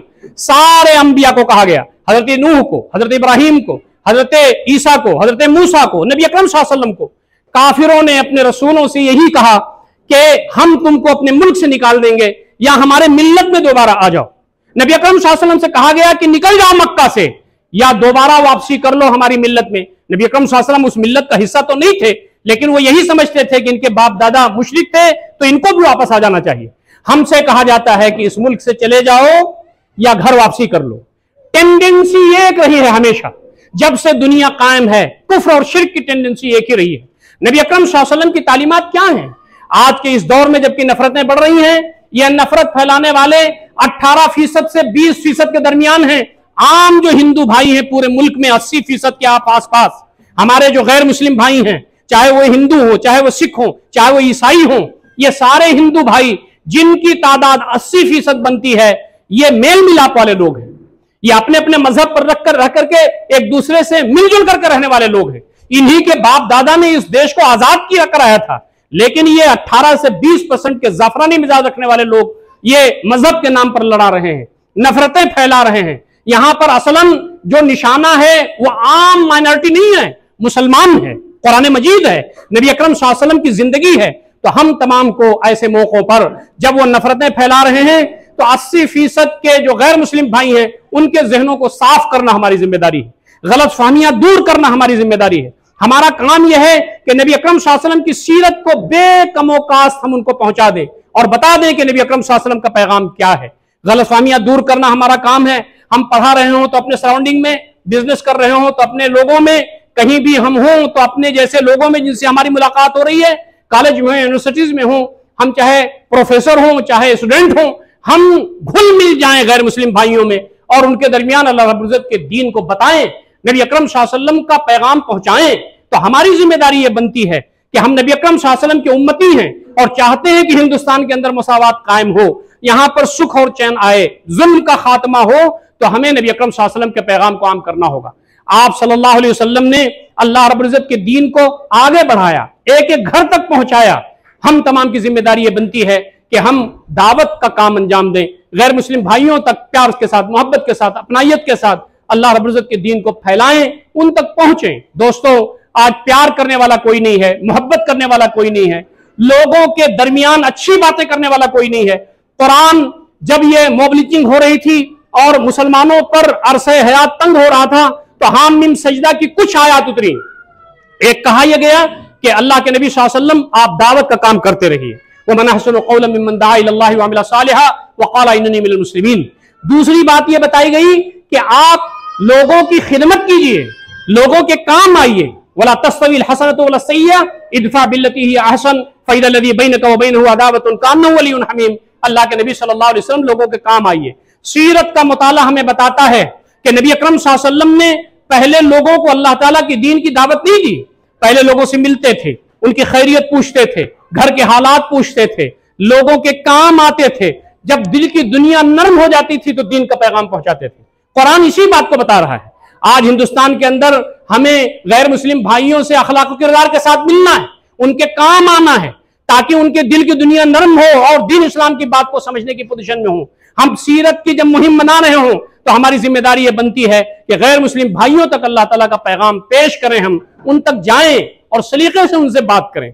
मैं सैयद अबुल हसन नदवी रहमतुल्लाह अलैह का एक वाकया जो उन्होंने अपनी किताब में लिखा है, आजादी से आगे पीछे का वो वाकया है, वो लिखते हैं कि मुसलमान मुजफ्फरनगर का एक गांव था यूपी मगरिब में, वहां पर मुसलमान 2-4 घर थे और बकिया जो पूरा गांव था वो सब हिंदुओं का था। मुसलमान अपने घरों में नमाज पढ़ते थे, लेकिन उन्होंने सोचा कि अपनी जमीन पर हम मस्जिद बना लें। लेकिन हिंदू जो मुखिया था गांव का, उसने कहा जब तक मैं जिंदा हूं मस्जिद नहीं बनाने दूंगा। लोग एक मौलाना साहब के पास गए जिनका असर रसूख था ये कहने के लिए कि आकर के हमारे मुखिया को आप समझा दें और हम मस्जिद बना लें अपने खेत में। उन्होंने कहा आप चलो, जब मैं आऊंगा, जब वक्त होगा, वक्त निकाल के आऊंगा, तुम लोग चलो, इंशाल्लाह मैं आता हूं। मौलाना लिखते हैं कि एक दिन मौलाना चले उस गांव की तरफ, मुजफ्फरनगर से गांव की तरफ बस जाती थी और वही बस वापस आती थी। मौलाना बस में बैठ गए, धीरे धीरे बस भर गई, लोग स्टैंडिंग में आ गए। जब बस चलने लगी तो एक लड़की उसमें सवार हुई, उसके गोद में एक बच्चा भी था। जो गाड़ी जब चलने लगी तो वो लड़की इधर उधर हो रही थी और उसका बच्चा भी, ये इम्कान था कि गिर ना जाए। किसी ने उस लड़की को जगह नहीं दी पूरे बस में, जबकि उसी की गांव की वो बच्ची थी, बल्कि मुखिया की बच्ची थी वो। मौलाना उठे, मौलाना ने कहा कि बेटी यहां तू बैठ जा। उसने कहा आप खुद बुजुर्ग हैं और मुझे कहते हैं बैठने के लिए। कहा नहीं, तेरे बच्चे को तकलीफ हो जाएगी। तो मौलाना ने उसको बेटी भी कहा और अपनी जगह भी दे दी। इतनी सी बात थी। जब वो बस गांव पर रुकी तो लड़की ने कहा कि मौलाना पहले आप मेरे घर चलिए, मैं आपको चाय पिला दूं, तो फिर आप जहां जाना है जाएं। मौलाना ने बहुत माजरत की, लेकिन उसने इसरार पर इसरार किया। मौलाना चले गए, बाहर उसने बैठाया, घर अंदर गई, इत्तेफाक से वो घर मुखिया ही का था। अंदर जाके उसने बताया कि मैं बस में खड़ी थी और मुझे किसी ने सीट नहीं दिया। आपके जो साथी सहपाठी लोग आते हैं, यहां चाय पीते हैं, पकौड़ियां खाते हैं, ये काका, ये मामा, ये चाचा, किसी ने मुझे सीट नहीं दी। बस के अंदर बहुत सारे लोग मौजूद थे। मौलाना ने मुझे सीट दिया और मुझे बेटी भी कहा। बाप भी मुतासिर हुआ। वो बाहर निकला और उसने कहा मौलाना कहां जा रहे हैं? तो पूरी बात उन्होंने बताई कि यहां मुसलमान चंद हैं, अपने घर में, अपने खेत में मस्जिद बनाना चाहते हैं। मैं यहां के मुखिया से ये कहने आया हूं कि भाई साहब उनको मस्जिद बनाने दीजिए, अल्लाह की इबादत करना चाहते हैं, उन्हें इबादत करने दीजिए। मुखिया पर इस वाक़े का इतना असर था कि उसने कहा मौलाना साहब आप तशरीफ ले जाइए, मैं खड़े होकर के मस्जिद बनवाऊंगा। ये छोटी सी बातें तब्दीली पैदा कर देती हैं आदमी की सीरत में। किसी गैर मुस्लिम भाई का बच्चा बीमार हो, आप उसके घर में उसकी इयादत के लिए पहुंच जाइए। अभी देखिए कैसे नरमी पैदा होती है। हॉस्पिटल में पहुंच जाइए, किसी के यहां कैजुअलिटी हो जाए, आप उसके यहां पुरसे के लिए पहुंच जाइए। नबी अकरम सल्लल्लाहु अलैहि वसल्लम का किरदार यही था कि आप सारे लोगों से घुले मिले हुए होते थे, सबके काम आते थे। आज हिंदुस्तान अखलाक का प्यासा है। नबी अकरम सल्लल्लाहु अलैहि वसल्लम ने जो अखलाक दिया है, जो किरदार दिया है, उसके उम्मतियों को अपनाना पड़ेगा और अल्लाह रब्बुल इज्जत के दीन को आम करने की फिक्र करनी पड़ेगी। मेरे पास सिर्फ 5 मिनट बचे हुए हैं। मैं आखिरी बात आपसे करना चाहता हूं। नबी अकरम सल्लल्लाहु अलैहि वसल्लम के इस दुनिया में आने का जो सबसे बड़ा मकसद था ये कि इस जमीन पर अल्लाह ताला का दीन गालिब हो जाए वल्लज़ी अरसला रसूलहु बिल हुदा व दीनिल हक़ लियुज़हिरहु अला दीनि कुल्लिही वलौ करिहल काफिरून। अल्लाह रब्बुल इज्जत ने नबी अकरम सल्लल्लाहु अलैहि वसल्लम को इस दुनिया में इसलिए भेजा कि सारे अदियाने बातिला पर दीन इस्लाम की बरतरी कायत हो जाए। हम नबी अकरम सल्लल्लाहु अलैहि वसल्लम के उम्मती हैं, तो फरमाया गया कुंतुम खैर उम्मतिन उखरिजत लिन्नास तामुरून बिल मारूफ व तनहौना अनिल मुनकर व तु'मिनून बिल्लाह। तुम उम्मत हो नबी अकरम सल्लल्लाहु अलैहि वसल्लम के, जिसके लिए नबी अकरम सल्लल्लाहु अलैहि वसल्लम बर्पा किए गए, वो काम तुम्हें आगे बढ़ाना है। एक नबी आता था, उसकी तालीमात मिट जाती थी, तो दूसरा नबी आकर के उसको ताजा करता था। फिर जब इस दुनिया से वो चले जाते थे तो तीसरा आता था, चौथा आता था। नबी अंबिया के आने का सिलसिला ऐसे ही दराज हुआ। एक नबी इस दुनिया में आता था, जब उसकी तालीमात मिट जाती थी तो दूसरा पैगंबर आता था। नबी अकरम सल्लल्लाहु अलैहि वसल्लम के बाद कोई पैगंबर इस दुनिया में आने वाला नहीं है। तो आप सल्लल्लाहु अलैहि वसल्लम के बाद दीन की तालीमात मिटने लगेंगी, दीन की तालीमात रुस्वा होने लगेंगी। अल्लाह ताला का दीन इस दुनिया में जब उसकी तालीमात इधर उधर होने लगेंगी तो फिर इस दीन को कौन आगे बढ़ाएगा? दीन की तालीमात को कौन बताएगा? दीन की तालीमात का तारुफ कौन कराएगा? दीन को इस जमीन पर गालिब करने की फिक्र कौन करेगा? तो अल्लाह रब्बुल इज्जत ने नबी अकरम सल्लल्लाहु अलैहि वसल्लम को यह इम्तियाज बख्शा कि आपके बाद कोई पैगंबर आने वाला नहीं है, लेकिन आपके बाद एक उम्मत दी गई है नबी अकरम सल्लल्लाहु अलैहि वसल्लम को। कुंतुम खैर उम्मतिन उखरिजत लिन्नास तामुरून बिल मारूफ व तनहौना अनिल मुनकर व तु'मिनून बिल्लाह व कज़ालिका जअलनाकुम उम्मतन वसतन लितकूनू शुहदा अलन्नास व यकूना रसूलु अलैकुम शहीदा। हमने तुमको उम्मत वस्त बनाया है ताकि तुम लोगों पर गवाह बन करके उठो और नबी सल्लल्लाहु अलैहि वसल्लम तुम्हारे ऊपर गवाह बन करके उठे। दोस्तों, हर नबी की गवाही क़यामत के दिन होगी। हजरत नूह अलैहिस्सलाम को उठाया जाएगा और उनकी कौम को उठाया जाएगा। अल्लाह ताला पूछेगा, ये तुम बताओ ये कौन है? तो लोग कहेंगे, हजरत नूह अलैहिस्सलाम की उम्मत कहेगी कि हमारे पैगंबर हैं ये। कहा कि जो काम लेकर के इनको भेजा गया था क्या तुम तक पहुंचा दिया? वो कहेंगे कि बिल्कुल हमें पहुंचा दिया। ये गवाही होगी। हजरत मूसा अलैहिस्सलाम को बर्पा किया जाएगा और पूछा जाएगा बनी इसराइल से कि ये कौन है? वो कहेंगे कि हमारे पैगंबर हैं। पूछा जाएगा कि वो पैगाम जो इन्होंने तुमको दिया था क्या इन्होंने तुम तक पहुंचाया? तो सब कहेंगे कि हम तक हजरत मूसा अलैहिस्सलाम ने, हजरत ईसा अलैहिस्सलाम ने पैगाम पहुंचा दिया। उसके बाद जो सराउंडिंग में लोग होंगे उनसे पूछा जाएगा कि इन लोगों ने यह पैगाम तुम तक पहुंचाया कि नहीं? नबी अकरम सल्लल्लाहु अलैहि वसल्लम को बर्पा किया जाएगा और उम्मतियों से पूछा जाएगा कि इनको पहचानते हो? सहाबे किराम कहेंगे कि ये हमारे पैगंबर हैं। लेकिन हम जैसे गुनहगार भी ये कहेंगे कि हमारे पैगंबर हैं इसलिए कि हमने आपको अपनी आंखों से तो नहीं देखा, लेकिन आपका सरापा किताब इलाही में पढ़ा है और नबी अकरम सल्लल्लाहु अलैहि वसल्लम की हदीस में पढ़ा है, आपके हुलिये को पढ़ा है, ये हमारे पैगंबर हैं। पूछा जाएगा उम्मतियों से, हासन के मुसलमानों से पूछा जाएगा, नबी अकरम सल्लल्लाहु अलैहि वसल्लम को जो पैगाम हमने देकर के भेजा था ये इन्होंने तुम तक पहुंचा दिया? सारे लोग कहेंगे कि हम तक पहुंचा दिया। कौन सा घर ऐसा है जहां कुरान मजीद मौजूद नहीं है? कौन सा घर ऐसा है जहां नबी अकरम सल्लल्लाहु अलैहि वसल्लम की तालीमात मौजूद नहीं है? हम सब कहेंगे कि नबी अकरम सल्लल्लाहु अलैहि वसल्लम का पैगाम हम तक पहुंच गया।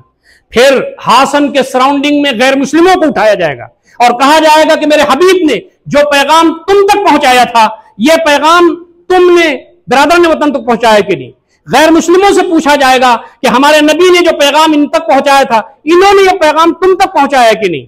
अगर हमने हासन के सराउंडिंग के गैर मुस्लिमों को वो अगर हमने उनको पैगाम पहुंचाया होगा, बात पहुंचाई होगी, तो वो कहेंगे कि बारे रहा हम तक इन्होंने पैगाम पहुंचाया। लेकिन अगर हमने नहीं पहुंचाया होगा तो वो कहेंगे कि ये किताब अपने पास दबाए हुए थे, नबी सल्लल्लाहु अलैहि वसल्लम की सीरत अपने पास रखे हुए थे, निजाम जिंदगी अपने पास रखे हुए थे, हम तक ये पैगाम इन्होंने नहीं पहुंचाया। तो आज जो जिम्मेदारी हमारी बनती है वो ये है कि नबी अकरम सल्लल्लाहु अलैहि वसल्लम ने जुल्म के खिलाफ और नबी अकरम सल्लल्लाहु अलैहि वसल्लम ने इंसाफ के बोलबाले के लिए एक स्टेट कायम किया। दोस्तों और साथियों, मक्का की जिंदगी में आप दबे कुचले जो मुसलमान थे उनको नबी अकरम सल्लल्लाहु अलैहि वसल्लम ने कहा कि परेशान ना हो, सब्र करो, यह तरबियत का माहौल है।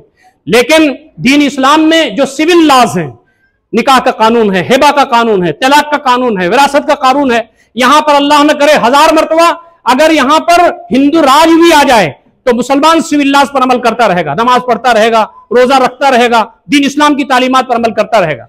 लेकिन दीन का जो एक बड़ा हिस्सा है कि हम जालिम का हाथ पकड़ें, चोर को पर हद नाफिज हो, जानी को रज्म किया जाए, कातिल को कसास में कत्ल किया जाए, गुंडे और बदमाशों को नकेल दिया जाए, यहां पर सुख और चैन हो समाज के अंदर, वो उस वक्त तक नहीं हो सकता जैसा कि नबी अकरम सल्लल्लाहु अलैहि वसल्लम ने हिजरत फरमा के मदीना शरीफ में एक इस्लामी स्टेट कायम किया, जहां पर आपने फौजदारी निजाम को कायम किया।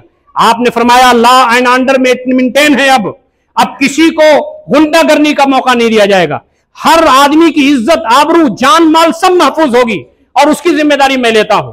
तो नबी अकरम सल्लल्लाहु अलैहि वसल्लम ने जैसे क्रिमिनल लॉज को नाफिज करने के लिए, इलाही कवानीन को नाफिज करने के लिए जैसे एक इस्लामी हुकूमत कायम की, एक इज्तिमाई निजाम कायम किया, मुसलमानों को एक कुव्वत आपने फराहम की, हमको उसकी तरफ जाना होगा। याद रखिए, हिंदुत्व के लोग तो हिंदू राज कायम कर सकते हैं, कम्युनिस्ट लोग कम्युनिज्म के कयाम की कोशिश कर सकते हैं, कैपिटलिज्म के अलमबरदार एक ऐसा सरमायादार निजाम को इस जमीन पर कायम करने की फिक्र कर सकते हैं, लेकिन नबी रहमत सल्लल्लाहु अलैहि वसल्लम के शहदाई दीन इस्लाम का इस्लामी निजाम नहीं कायम कर सकते। यह बात समझ में आने वाली बात नहीं है। हम तमाम वो उम्मत हैं जिसकी जिम्मेदारी यह है कि इस जमीन पर सुख कायम नहीं हो सकता, चैन कायम नहीं हो सकता जब तक कि अल्लाह रब्बुल इज्जत के दीन के मुताबिक इस जमीन पर इंसान उस पर अमल न करे, उसके मुताबिक उसके फैसले ना हो। हमारे इनफरादी मसाइल उस वक्त तक हल नहीं हो सकते जब तक किताब और सुन्नत की बालादस्ती ना हो। हमारे घर के मसाइल उस वक्त हल नहीं हो सकते जब तक किताब और सुन्नत के जो अहकामात है उस पर अमल न करें। हमारे समाज और हमारे मुआशरे के मसाइल उस वक्त तक हल नहीं हो सकते जब तक किताब और सुन्नत के अहकामात पर अमल ना हो। ये किताब अजीज इस दुनिया पर इसलिए नाजिल हुई है, नबी रहमत सल्लल्लाहु अलैहि वसल्लम इस दुनिया पर इसलिए तशरीफ लाए कि इस जमीन पर इंसाफ कायम हो, अल्लाह ताला के कवानीन की बालादस्ती कायम हो, कुरान मजीद का राज कायम हो इस जमीन पर। तो हम कोशिश इस बात की करते हैं कि गैर मुस्लिम भाइयों के दरमियान भी, मुसलमानों के दरमियान भी ये माहौल क्रिएट किया जाए, राब्ते आम्मा को हमवार किया जाए, लोगों के जहन को इस अंदाज से बनाया जाए कि यहाँ के असेंबली में और पार्लियामेंट में भी कुरान मजीद और नबी अकरम सल्लल्लाहु अलैहि वसल्लम की तालीमात की बालादस्ती कायम हो जाए। यह है उम्मत मुस्लिमा का वो पैगाम जिसके लिए नबी अकरम सल्लल्लाहु अलैहि वसल्लम इस दुनिया में तशरीफ लाए थे। दोस्तों और साथियों, आखिरी बात मैं आपसे अर्ज करके अपनी गुफ्तगू खत्म करना चाहता हूं, वो ये है कि नबी अकरम सल्लल्लाहु अलैहि वसल्लम ने पेशीन गोई फरमाई है कि कसम खुदा की इस जमीन पर क़यामत बर्पा नहीं हो सकती जब तक कि मेरे लाए हुए नहज के मुताबिक इस्लाम इस जमीन पर कायम ना हो जाए। पूरे दुनिया में क्लाइमेट चेंज हो रहा है, अल्लाह का दीन पढ़ा जा रहा है, नबी रहमत सल्लल्लाहु अलैहि वसल्लम की तालीमात पढ़ी जा रही हैं, लोग इस्लाम की तरफ जौक दर जौक आ रहे हैं, खवातीन बड़ी तादाद में इस्लाम की तरफ आ रही हैं। पूरे दुनिया का अगर दुश्मन कोई है तो वो दीन इस्लाम है, कुरान है, नबी अकरम सल्लल्लाहु अलैहि वसल्लम की जिंदगी है। इसलिए कि लोगों को मालूम है कि जो मजहब बातिल हैं, जो मजहब अल्लाह रब्बुल इज्जत की तरफ से जिनकी तस्दीक नहीं है, जिसमें इन्होंने तहरीफ कर दिया है, झूठे मजाहिब, अपने मन से बनाए हुए मजाहिब, उनका कोई मुकाबला दीन इस्लाम के सामने नहीं है। इसलिए सारे लोग दीन इस्लाम के खिलाफ प्रोपेगेंडे कर रहे हैं, लेकिन नबी अकरम सल्लल्लाहु अलैहि वसल्लम फरमा रहे हैं कि परेशान ना हो, आजमाइशें आ रही हों, परेशानियां आ रही हों, परेशान होने की जरूरत नहीं है।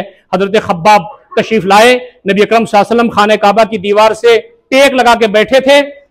उन्होंने कहा अल्लाह के नबी सल्लल्लाहु अलैहि वसल्लम मदद कब आएगी, मता नसरुल्लाह, इसलिए कि अंगारों पर मुझे लिटाया जा रहा है, मैं तो बहुत परेशान हाल हो गया हूं। नबी अकरम सल्लल्लाहु अलैहि वसल्लम का चेहरा सुर्ख हो गया, आप गुस्से से हो गए, आपको तो तसल्ली देना चाहिए, लेकिन आप गुस्से से इसलिए हुए कि दीन पर चलना आजमाइशों को दावत देना है। कभी भी ऐसा नहीं हुआ कि दीन इस्लाम पर चलने वालों की आजमाइश नहीं हुई। आपने कहा तुमसे पहले तो लोग ऐसे गुजरे हैं कि उनको जमीन में गाड़ दिया जाता था, आरों से उनके जिस्म के 2 टुकड़े कर दिए जाते थे, कंघियों से लोहे के उनके गोश्त को हड्डियों से जुदा कर दिया जाता था। वलाकिन्नकुम तस्ताजिलून, तुम जल्दी कर रहे हो, आजमाइशें आए तो जमे रहो, उस पर अज्र मिलता है। लेकिन जब देखा कि अपने सहाबी का चेहरा कुछ मायूसी की तरफ जा रहा है तो आपने फरमाया खब्बाब परेशान ना हो, अल्लाह का दीन गालिब होकर के रहेगा। सना से हजरत मौत तक एक शख्स सोना उछालते हुए जाएगा, उसे अल्लाह रब्बुल इज्जत के अलावा किसी का खौफ नहीं होगा। आज भी नफरतें बढ़ रही हैं तो आप समझ लीजिए कि अल्लाह का दीन गलबे की तरफ जा रहा है। अंधेरा जितना ही बढ़ेगा, दीन इस्लाम के फानूस और उसके उजाले की अहमियत बढ़ती जाएगी। आप सल्लल्लाहु अलैहि वसल्लम तशरीफ फरमा थे, सहाबे किराम परवानों की तरह घेरे हुए थे। आपने कहा सहाबा तुम मेरे सहाबा हो, मेरे इखवान कुछ बाद के पीरियड में आएंगे। सहाबा ने कहा अल्लाह के नबी सल्लल्लाहु अलैहि वसल्लम हम तो आपके साथी हैं, कि आपके भाई बाद में पैदा होंगे? कहा हाँ, दीन पर चलना बहुत मुश्किल होगा, दीन की खिदमत करना बहुत मुश्किल होगा, दीन की तालीमात को आम करना बहुत मुश्किल होगा, दीन पर चलना हाथ में अंगारा लेने के मुतरादिफ होगा। उस वक्त दीन के लिए और दीन के गलबे के लिए कुछ लोग काम करेंगे, वो मेरे भाई होंगे। एक सहाबी ने पूछा अल्लाह के नबी सल्लल्लाहु अलैहि वसल्लम वो आपके भाई होंगे? कहा हमारे भाई होंगे। तुमने मुझे अपनी आंखों से देख लिया, लेकिन उन्होंने मुझे अपनी आंखों से नहीं देखा होगा। फिर नबी अकरम सल्लल्लाहु अलैहि वसल्लम ने फरमाया एक एक आदमी को 50-50 आदमियों के बराबर सवाब मिलेगा, एक सहाबी रसूल ने पूछा, उनके 50 आदमी कि हमारे 50 आदमी? नबी रहमत सल्लल्लाहु अलैहि वसल्लम की जुबान से निकला, तुम्हारे 50 आदमी। अल्लाह ताला से दुआ है कि अल्लाह ताला हम तमाम को उन लोगों में शामिल फरमाए जिसके लिए नबी अकरम सल्लल्लाहु अलैहि वसल्लम ने यह बशारत इनायत फरमाई है। अल्लाह ताला हम तमाम को इन सारी बातों पर गौर फिक्र करने और अमल करने की तौफीक इनायत फरमाए।